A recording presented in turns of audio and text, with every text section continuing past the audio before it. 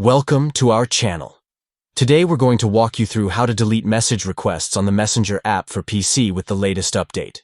If you've received unwanted message requests and want to keep your inbox tidy, this process is quick and easy. Let's dive in. First, start by opening the Messenger app on your computer. Ensure you're logged in so you can access all your features. Once the app is open, look at the left side menu of your screen.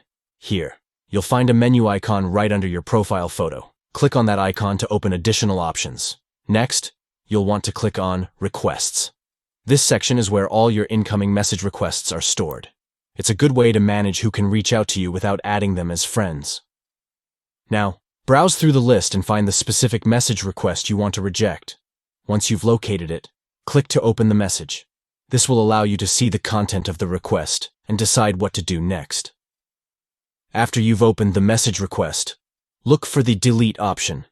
Click on this and you'll be prompted to confirm your action. Once you confirm, the message request will be permanently deleted from your inbox. And there you have it. You've successfully deleted a message request on the Messenger app. This simple process helps you keep your conversations relevant and your Messenger experience enjoyable.